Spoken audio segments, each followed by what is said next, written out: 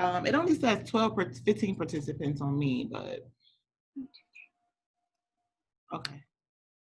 I'll wait 1 minute. I'll get started in like 2 minutes just to see who else comes in.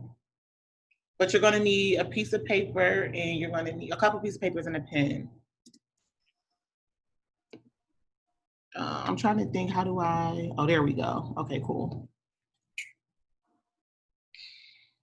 Who we got in here? Let's see. All right. If y'all could turn your cameras on, it'd be helpful because you're gonna have to participate. I need your help today so we can get through these 45 minutes.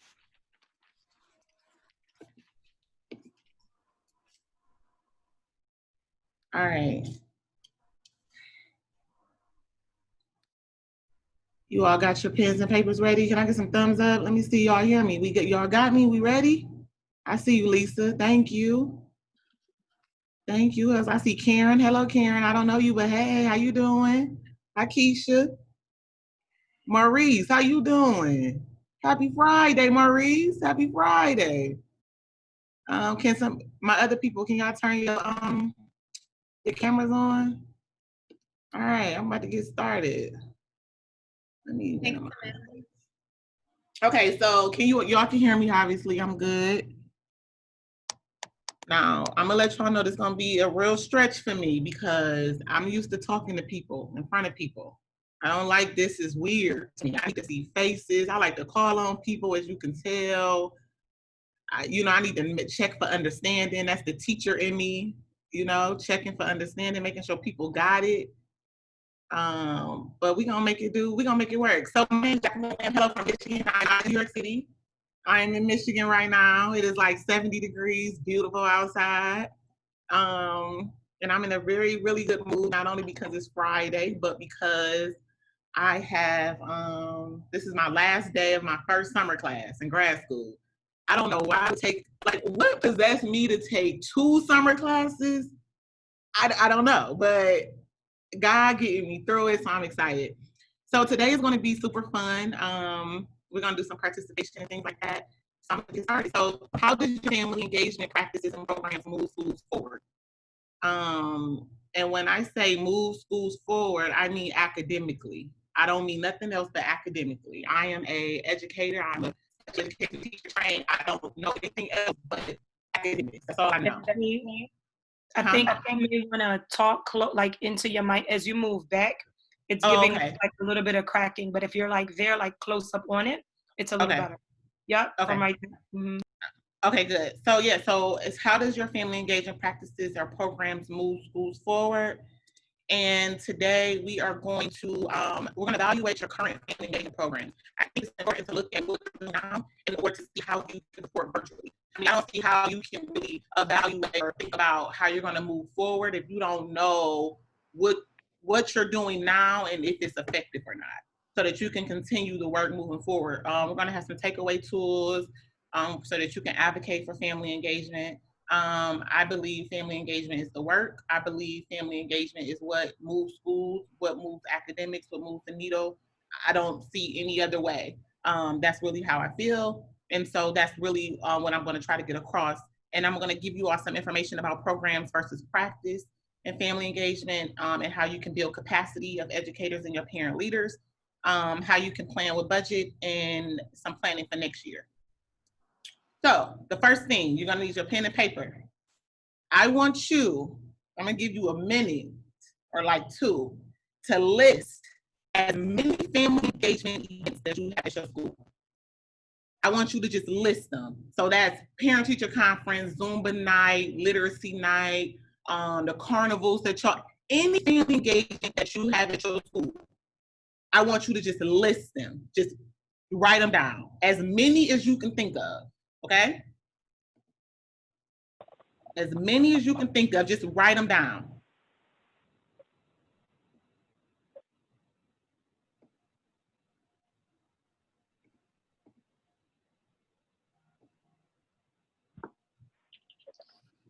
All right? So anything that you all do for family engagement, I want you to just list everything.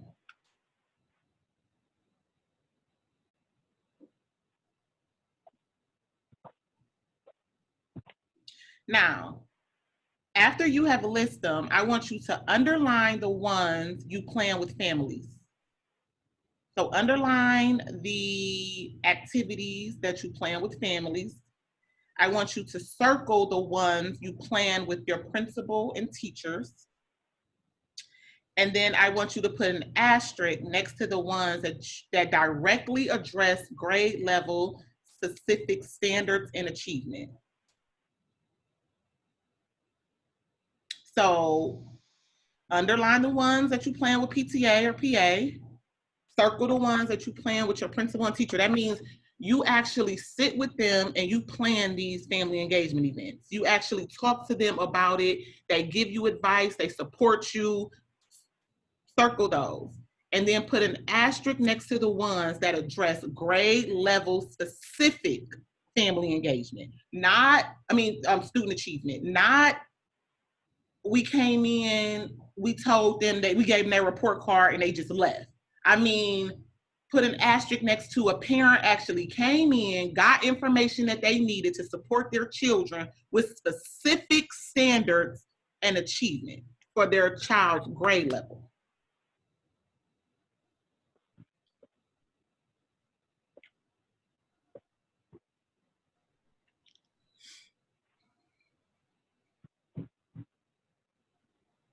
All right. Now, I want some people to take their Zooms off of mute, a couple of people, and I want you to tell me what you notice. What do you notice from that list? A lot of mine is lacking family participation. So a lot of yours, hold on, who's talking? Is that Rhonda? Mm-hmm. Oh, hey. So you're saying that a lot of yours is lacking the plan that you plan with families? Yes. Okay. Okay. Well, I didn't expect that one. That's good. Okay. What else? Somebody else? We're doing a great job of having families help plan the events and planning with principals, but not necessarily doing the grade specific information. Okay, that's what I was looking for. Anybody else? Give me some thumbs up if you don't have that many asterisks next to your family event. They just coming in. It's like meeting the meet, right? Like they just coming to come.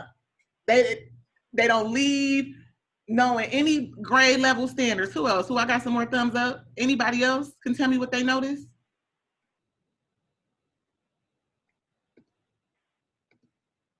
Does anybody have a lot that's not circled? They don't plan with their principals and teachers?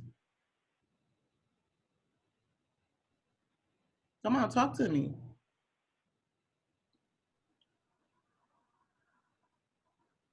So y'all all plan with your principals and teachers is what you're saying? I feel like the ones we plan with our principals and our teachers are the ones that are the fun stuff, like the carnivals and the things like that really get away from from the academic stuff. Okay, that's interesting. All right. Anybody else before I move on? I was just going to add the ones that we plan with our principals seem to have the biggest turnout, especially from staff. The staff seem to be more supportive when the principal involves them. That's exactly it. Yeah. It's rare that you get a lot of teachers to participate when you are the ones initiating it. You know? All right, I'm gonna move on. So at the end of family engagement programs, so you've planned, you have worked with your principals, you work with your parents. At the end of it, at the end of everything, can you honestly say that families are leaving with an understanding of how to support my thing is cut off. How to support their children at home, meet ELA standards and math standards and goals? Did they leave with tools? Did they actually leave with something? Did families come in with the understanding that they're going to actually learn some information on ELA and math, but then actually go home with something containing to what they learned to continue to support at home? And did families set goals with teachers for next steps? These are the important questions that you must ask yourself. And I would say that you should ask yourself this before you even plan. I wouldn't plan anything for family engagement if I can't answer these 3 questions. That's the difference between a program and a practice. Now, it's okay if you're having a carnival, it's okay if you're doing Zumba night, but if you are going to plan family engagement to move schools forward, can you honestly answer these questions? And these should be the first questions you should ask yourself in planning. What are families going to leave with? How are families going to be supported to help their children in ELA and math? What am I going to give them? What are they going to leave with to continue to support at home? And did families set goals with teachers for next steps? Which means that the families actually sat with the teacher and said, okay, I know that my child needs support in ELA. You gave me these sight words to go home. I am going to work with my child 2 days a week to support my child meet ELA standards. Did they set goals? Those are the questions that you should ask yourself before you even start planning a program for family engagement. I guess that's not happening even on the school level. Like, I mean, that type of thing, I can honestly say is not even happening between parents and their teachers, absent me or absent my program.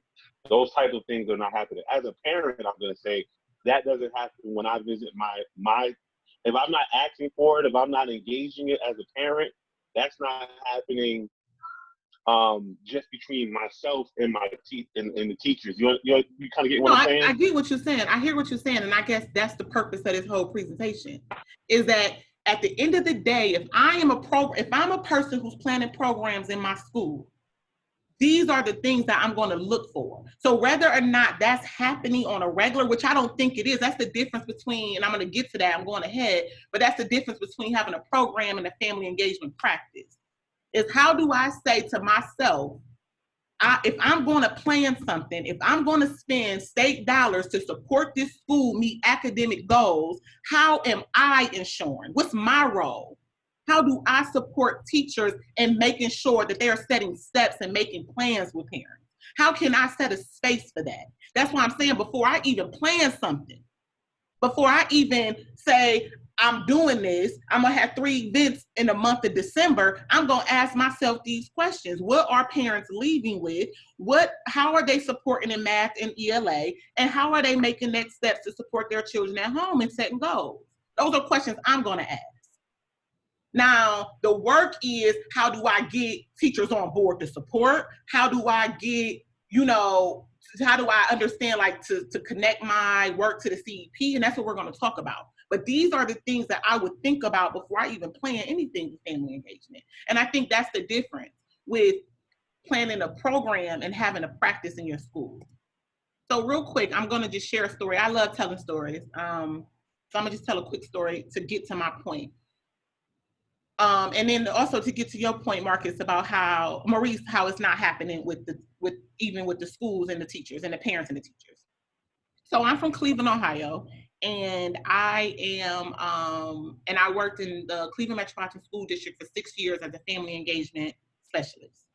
So I started off with just working with principals and teachers and superintendents, just trying to get them to do family engagement because they weren't doing family engagement. They was just like you were saying, Maurice, this wasn't even on a level of, parents wasn't even coming in the room to speak to, in the school to even talk to teachers or principals. So I worked with them to, help get that going for about 23 schools. And then I was asked to, be over a program that specifically targeted family engagement as far as teachers building capacity for parents. So then in the state of Ohio, there's a test called the 3rd grade reading guarantee. So if a child doesn't read on the 3rd grade level by 3rd grade, they have to automatically repeat 3rd grade. So my friend asked me, she's the director of curriculum, they have summer school. So because kids, if they don't meet the grade level that they need, the reading standard by 3rd grade, they have to go to summer school. And the great thing is we offer summer school for kindergarten, 1st, 2nd, and 3rd grade. So my friend said, Jackie, I want you to plan family engagement meetings for parents during this time for summer school. So I said, okay. So the very first meeting that we planned was an informational meeting, because I knew that parents was going to come in not really understanding what summer school was going to be about. So the purpose of this meeting was for the summer school principal to share with parents the reason why their children were enrolled in summer school. So the first meeting, now the thing about summer school, it's only 9 sites. So children are being bused to different schools to participate in summer school. So we're sitting in the meeting, and Cleveland is a predominantly Black city. This is a predominantly Black school district. So there's parents sitting, and the principal goes into detail about, if this is the last time the third graders will be able to take the test. If they don't pass the test, they would then have to repeat. So a mother was sitting in the room, and she was very shocked. She said, wait, what you mean my son gonna repeat? And she was like, yeah, if your son doesn't pass this last third grade test, then next year, he'll be in third grade again. And she said, well, I'm just confused because I was just at the award ceremony last week for the last day of school, and my son got honor roll. So what you mean, my child is going to repeat the third grade? And she said, ma'am, that's the state law. She said, and the parent with tears in her eyes, because she was very upset because she knew her son struggled in math, in ELA. She knew her son had had problems with reading. And she said to her, I'm upset because I came to every single event at my child's school. Everything that they asked me to come to, I was there. I was at the literacy nights. I've been at parent-teacher conferences. Didn't nobody tell me or give me anything to help my child meet, to get where he needed to be so that he wouldn't repeat. There was another grandmother in there who her daughter had just passed, and she had took custody of her grandson. And she was like, his mother just died.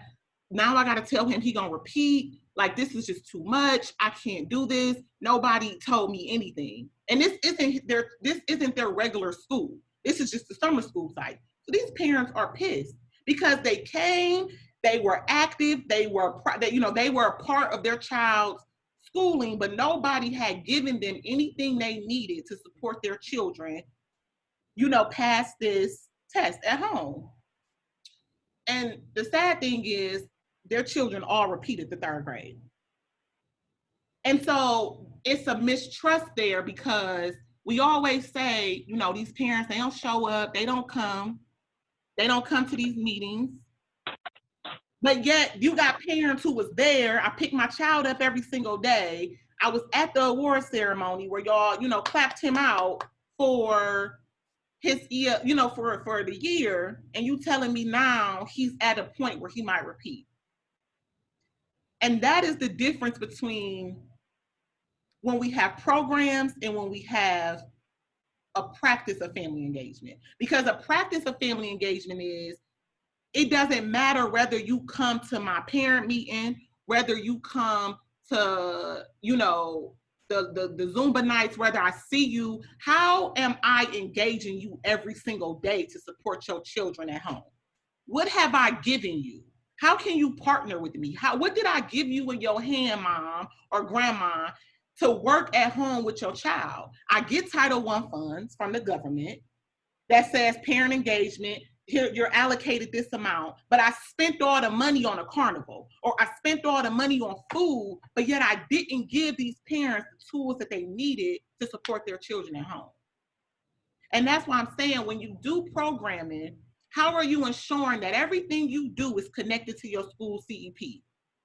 How are you making sure that, I'm not just doing something to do something, but I've read the CEP. I see that, they're trying to increase ELA by 10%. How do I ensure that what I'm putting on and the money that I'm spending is supporting directly what's happening in the school?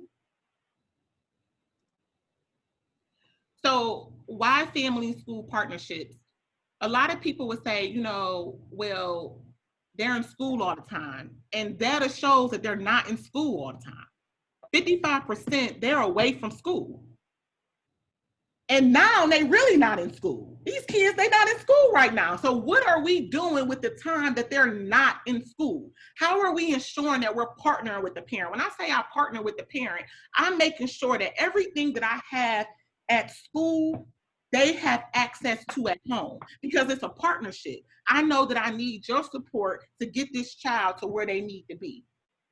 How are we really using the time spent away from school? And we could say, oh, you know, with the parents, they may not work with them.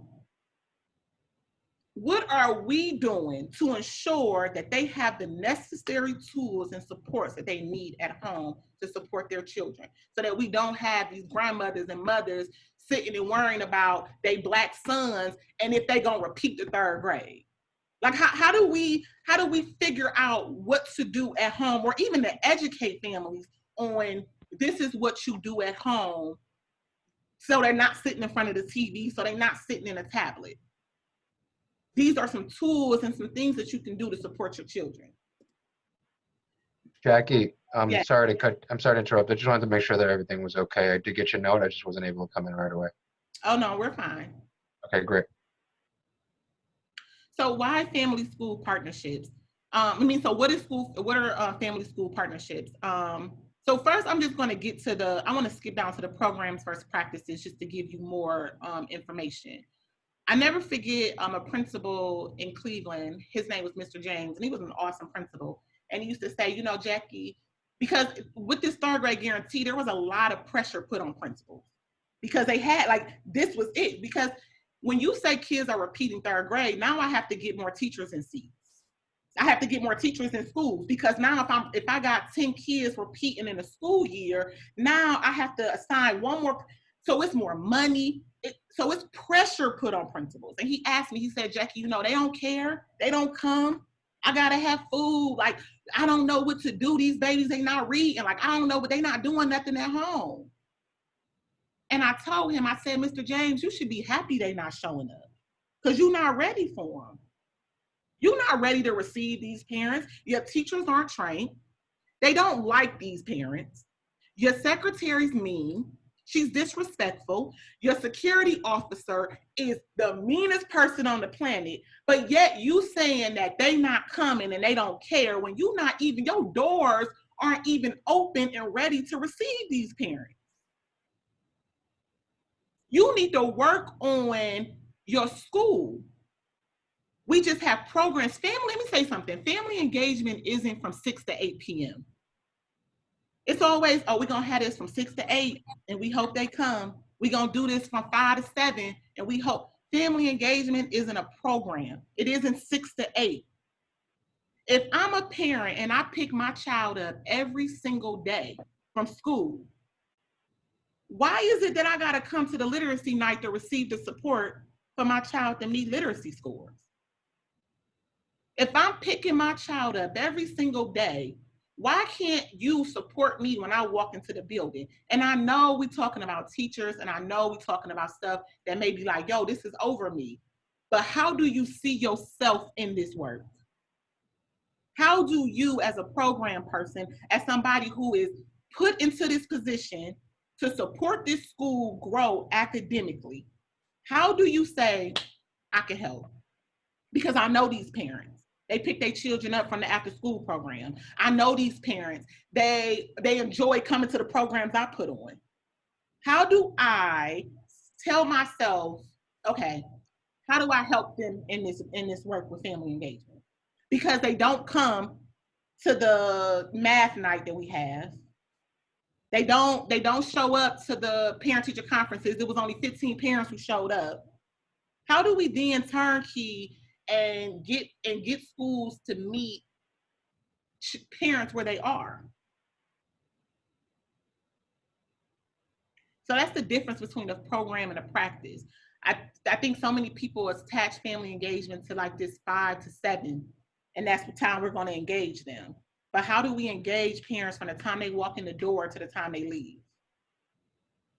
I think also it's important for when you're talking about family school partnerships is realistic expectations and building relationships. None of this works if you don't build relationships. I told Mr. James, I said, Mr. James, You don't even talk to your parents, but yet you want them to come. They're not coming. You just suspended a boy because he was out of uniform. But yet you think a parent gonna come to your math night. Like, you need to build relationships with them. You need to work with them. And you need to have realistic expectations. It's so funny, I never forget, we did this program called Academic Parent-Teacher Teams in Cleveland, and it was 10 schools who did it. And they changed the way parent-teacher conferences looked. And I never forget, a principal told me, Jackie, these parents not gonna sit for 75 minutes. But he projected that off to the teachers who didn't think their kids was gonna sit for 75 minutes. And then they didn't sit for 75 minutes because his expectation of them was low. But the school down the street, around the corner, who was doing the same program and servicing the same community, they parents sat for 75 minutes. How do we change mindsets? Because it's a lot of deficit mindsets where they're not gonna do it, these parents not gonna come. And I think for you all, the biggest thing that I can say in doing this work, because this has a lot to do with teaching and learning, but I think where you all is the third bullet point, is building capacity. When I say family engagement isn't a program, it's a practice, how do you say, you know what, I'm not going to do a family engagement event this month. I'm going to do a professional development for the teachers. Instead of spending the $500 I was going to spend on the carnival, I'm going to bring somebody in to do a professional development for the teachers because they don't know how to work with these parents. That's a practice.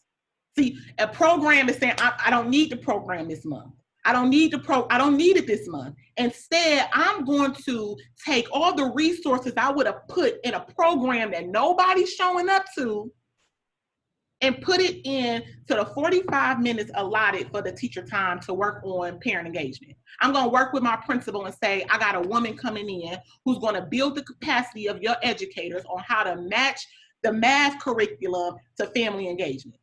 That's a practice. We got to stop assigning, we got to stop looking at sign-in sheets. We say, oh, we had 10 people come, when the same sign-in sheet is the same 10 people who was at the last event, and the parents that you need to see aren't the ones who show up at the meeting. Somebody said earlier that the event that they had, the circle, were the one that the teachers plan is the ones that the parents come to. That's why I would put my work will go into supporting them. It will go into building their capacity. Because you just said that when they come, it's when the teachers invite them. Okay, so let me switch this thing around. How about I work with the teachers, build their capacity, give them the things that they need so that they can be the ones to put on family engagement. I never forget, I was in a school and I couldn't believe when I think, see, in Cleveland, we have community schools, but only a couple of them. We call them site coordinators. I couldn't believe when I saw the site coordinator setting up everything. I'm like, why are you the one? I mean, she was planning it. She was putting on the event, setting it up. I'm like, and then the teacher's just standing in the background. That don't make no sense. When you're not the one responsible for teaching and learning, how do you then be the person to facilitate, to make sure that these things can happen? That's a practice of family engagement. So Karen Mapp is this guru on family engagement. I would definitely encourage you all to look her up. And she has what's called the dual capacity framework. And I actually have this for you all in the doc, so you can actually have like a sample of it, or you can Google it as well. But she's saying that the challenge is this. The challenge is that this is in family engagement, that educators have not been exposed to strong examples of family engagement. They have received minimal training. Let me say this from a person who's an educator. And I'm in the College of Education right now. We're getting my master's degree. There isn't a class on family engagement. These teachers coming in, they don't know how to engage. And this is across the country. I've been in Philadelphia, I've been in Cleveland, I've been in San Francisco, I've been in Chicago. They don't know how to truly engage families. That is the biggest challenge in family engagement. And see, this is why I want you to catch on to what I'm saying, is that it ain't about you doing it. I don't want you to feel like, yo, but this ain't got nothing to do with me. How do you help break this barrier of the challenge that they don't know how to engage with parents? I never forget, girl, I got stories for days, y'all. I never forget the same program, academic parent-teacher teams. We had $50,000 that we was gonna purchase academic supplies for every parent. I never forget, a teacher told me, we don't need to spend that money on them. They ain't gonna use it. It's a teacher. In a predominantly Black school, and forgive me, because I can't be nothing but real, because I take this so seriously. Like this is so, because I know what happens when family engagement works. Like I've seen it happen. I've seen schools go from an F to a C because on the state report card, because they engage families. I've seen it. This is a predominantly Black school in a predominant, this is Title, it's 100% Title I district. And this white teacher who drives in from the suburbs say, I'm not buying them nothing. It ain't even her money. The federal government has allotted millions of dollars to go into these schools for family engagement. And she got the nerve to say, I'm not buying this because they not gonna do nothing. And the principal's sitting right there, ain't say nothing. Because what you permit, you promote. The principal, that same principal was the ones that said they weren't gonna sit for 75 minutes. See, he permitted it. He said, they ain't gonna come, which means he promoted it to his whole staff that they wasn't gonna come. So she had the audacity to say, we ain't buying these Black parents nothing, because I ain't gonna use it. Realistic expectations is the #1 thing if you're gonna engage these families. And even if you do that, even if you say, I'm going to work with teachers on setting realistic expectations, but not having deficit mindsets. That's the work. That's the practice. It ain't got to be, I need to put on a carnival. I need to put on a Zumba night. Let that stuff go. These kids need to, any person that steps into a school district, that steps into a school, I believe, listen, I'm from Michigan, so I can't get fired. I don't work for the state. I don't work for New York City. I believe that anybody who steps into a school, your goal is to ensure that these children master grade level skills to go on either to the next grade or to go on to college or career or to graduate. That's the purpose. That's why we employ. That's why the government puts money to ensure that these children graduate and go on to be academic ready citizens for this country. So if your goal is to say, I'm just gonna work with the challenge of that Karen Mapp has, to have that they haven't been exposed to strong examples of family engagement. They only been exposed to the ones where 15 people come. So they believe they ain't gonna come. They've only been exposed to, they had minimal training. They may not see partnership as an essential practice. They may say, I don't see me working with a parent is going to help this child read. I don't see me helping with this parent is going to get this child to come to school every day, which is crazy. But how do you help with the challenge? And let's skip to the process conditions. I'm going to stop after that. Under any conditions that you have family engagement, under any conditions, this is how you get them to believe you. This is how you get them to work. Everything should be relational. Everything that you do should be built in a relationship mode.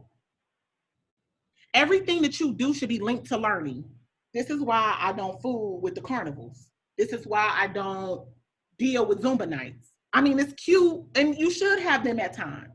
But every time a parent walks into your building under any conditions, it should be linked to learning. It should be linked to your CEP. You should know the CEP. Jackie, some of our folks in the room may not know what a CEP is. Can you explain that? The Comprehensive Education Plan, and that's the plan for New York City's DOE. In Ohio, it was the Academic Achievement Plan. And we're going to actually do an activity. That's the activity we're going to do at the end. I'm going to give you some goals that would have been in a CEP, and you're going to say, okay, this is what I can do. This is how I see myself helping. Because at the end of the day, the goal is to ensure that these children meet the goals in the CEP. Because that's what the state looks at. They looking to see, did you said that you was gonna do this by the end of the year. Everything should be asset-based, everything should be culturally responsive and respectful, and everything should be interactive. Everything should be interactive. And that's what I mean. They gotta leave with more than just food. When you have an event, or if you do have a program, the food, I mean, and I believe I believe you break bread with your families. I believe that you do, if they coming out, you should feed them, but they should leave with more than just a plate. Jackie, we have 10 minutes left, but I want to make sure you tell the sight word bingo story, because I love that story. So we have 10 minutes, that's fine. So we have 10 minutes left. So so now we're gonna do an activity. So I have some CEP goals here, and I want you to pick one. And I want you to tell me, would you plan a program? And there's nothing wrong with programs, but how will you plan your program? And then I want you to tell me, or would you do a practice? Or would you, and I'm gonna give you an example. So I'll do the bingo game with you, the bingo thing. So if I picked increased ELA scores by 10% in K to 3 by December 2020. By December 2020, my school wants to increase kindergarten through 3rd grade scores. Now this is just their CEP goals. How do I support them move forward in family engagement? I'm gonna do a practice. I'm not gonna do a program, because I think that might be easy. What I would do is I would go to the kindergarten through 3rd. Let's stick to kindergarten. I would say, hey, kindergarten teacher, how you doing, Miss Lori? How you doing?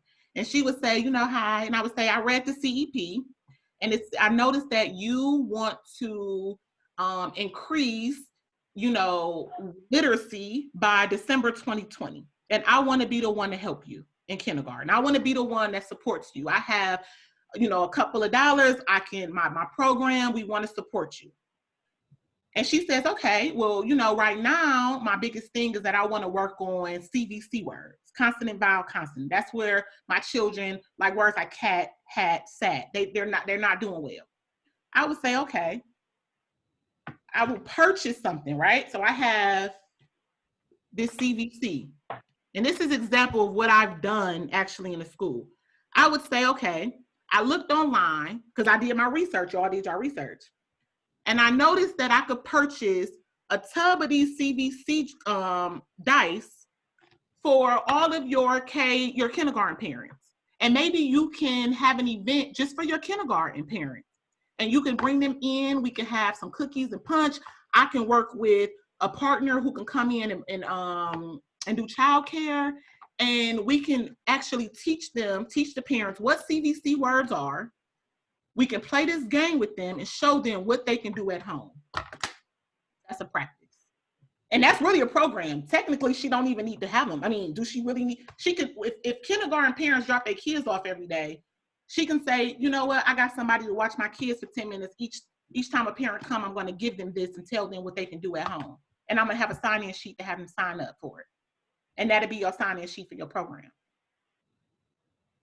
Done. I just helped them move schools forward through family engagement. And I didn't even have to plan a whole 2-week event. So I want you to pick one of these real quick, and I want you to tell me something that you can do to help your teachers, help your principal, help families move schools forward. And it's only got to be 1 or 2. And I chose I got some SEL ones on here too, but you can pick either one. How would you help move schools forward so that at the end of the year, you don't have a parent telling you, didn't nobody help me, didn't nobody give me nothing, and my child's still not where he needs to be? So Jackie, I can share something real quick. My school, I work in the high school programming, and currently the second goal you have on there, increasing 9th grade proficiency. Mm-hmm. About 2 years ago, we started a summer bridge program so that our incoming 9th graders now come in for, this year it'll be virtual obviously, but they used to come in for a week-long program where we would do math and reading back skills with them, test taking skills.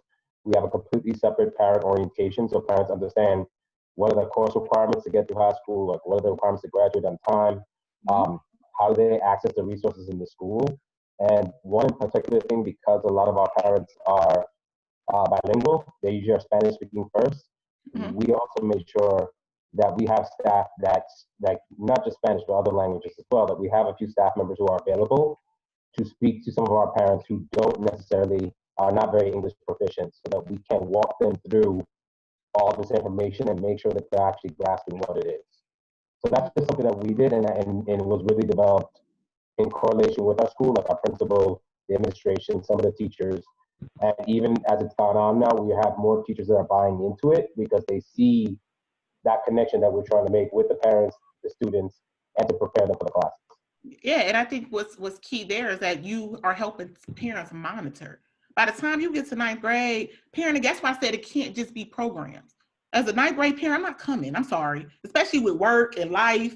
And I lived in New York City, child, it's expensive. I don't see, that's why I had to leave, not to say, but I wouldn't be there. But how do you teach me? I think it was important, Sean, that you said, you met with them to let them know what is the expectation so that they can monitor their children so you all can meet proficiency. I think that's awesome. Anybody else? Hello, Hey. My name is Tiana Rocket. So I'm also going to touch on that same one. We run and it's for our middle school students, we have like 2 days, 1 day academic, the other day enrichment. So we got a team of people together, a couple teachers, principal, and parents together, and we talked about students who are non-proficient in math. And so our academic classes for those specific days, some of the math classes were geared towards students who were non-proficient. So we had multiple teachers who they weren't just working in the program, some of them volunteered their time, and they targeted those specific students in that class.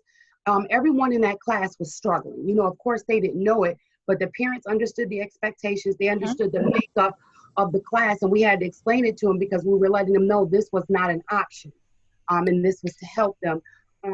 I'm proud to say, you know, I'm as humble as I am, I'm proud to say that 95% of the students that were in that class, their grades went up. That's awesome. A lot of them became, I would say, maybe about 50% of them became proficient. That's awesome. Anybody else? Somebody tell me what's the practice that you would do? How do you see your work, like supporting these goals? Like somebody tell me, like maybe who aren't Rashawn, and is it Tiana? I'm sorry, I don't want to say her name wrong. Tiana. Tiana, thank you, Tiana. I'm so sorry. So Sean and Tiana, like they're doing this work. But tell me somebody who's like maybe they're not there yet. How do you see now, like, all right, I know how, even if you're in elementary, how I can help my K-3 teachers, how I can help 4th through 5th with chronic absenteeism. Like, how do you see your work now differently, maybe? And especially with this virtual time, like, how do you see where you can support?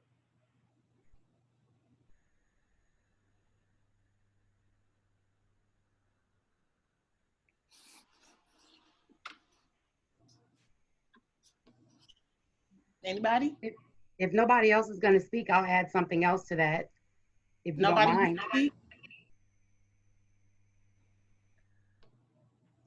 Okay, you can ask Tiana. So for us right now,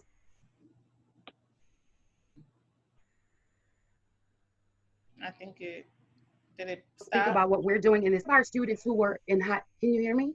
No, a lot of our students who are in high school were receiving electronic devices to continue their work at home. And so what happened is our elementary students became the students at the bottom who would receive those laptops because high school students were priority. So what we did as a program, we have our own laptop, our own electronic devices that we have in our program. So what we did was we had people who work in our program call families of students who were in the program and identify families who did not have a laptop. Students were struggling, whether they were in the 2nd, 3rd, 4th grade, they were trying to do their homework and academic work on a cell phone, which wasn't working for them. So once we identified that those students were active 21st century participating students, and the parents let us know that they needed them, we provided them with our laptops to assist them with getting their work done. That's awesome. I just want to remind everybody we have 1 minute left, and I hate to end this conversation because I feel like it's so valuable, but I just wanted to warn you, we're going to get kicked off here in about a minute. Okay. Does anybody have any questions or anything?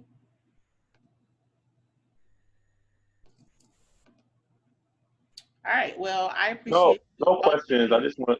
I'm sorry, no questions. I'm just saying that I'm just quiet listening. I know that my programs are not where we want them to be, but I will just say thank you for enlightening me on some different ways of looking at this and viewing it. So I'm quiet because I'm really listening. No, that's cool, and I appreciate it. And I just, at the end of the day, like, it's gonna take time to get here, but I just feel like, you know, we put so much on our parents, and we always say, you know, they only come for the food, or they don't care, they don't show up. But we really, when we think about and we evaluate, that was really the purpose of this, was to evaluate what you're doing. And when we evaluate it, we like Mr. James. We're not ready for them yet. We're not ready to invite these parents in because we still with minimal work. We still just trying to get them from 5 to 7 to just get a sign-in sheet. We're not really intentional about building the capacity of these teachers and making sure that parents have what they need at home. From September to March, if we really did the work right now, we wouldn't be scared that they in quarantine. Because if I gave these parents tools from September to March and I worked with them like this, a laptop is the least of my worries, because that parent know where their child is academically. They know how to support their child. They know how to make goals and set goals to help their children, because we did that, because the dollars that we spent went to that instead of going to just feeding them and that's it. Mm-hmm. So I love y'all. I take this so seriously. Lori, thank you for allowing me to be here. And next year, just evaluate what you're doing. Evaluate where you at. Evaluate everybody, from the principal to the secretary. It's a practice. Everybody. See how you can work and see how you can really help, instead of putting all your energy in these events that don't nobody show up to most of the time. Jackie, we thank you so much. I love you. I think you're wonderful and fabulous. And we didn't get kicked out of the room. They gave us more time. Woo!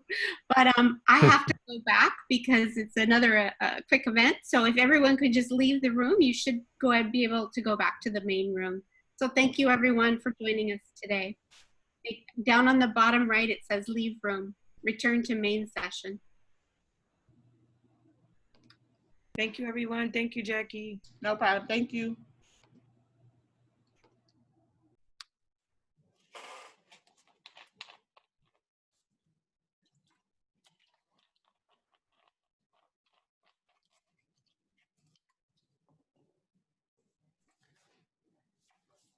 All right, welcome back, everybody. While we wait for people to join us from the various breakout rooms, it looks like it went pretty decently from what I saw in the spaces. I saw folks engaged.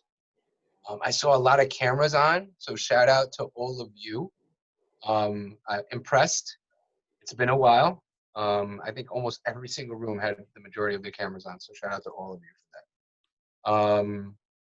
We do want to, Alita got her internet back, so we want to bring her up to the stage.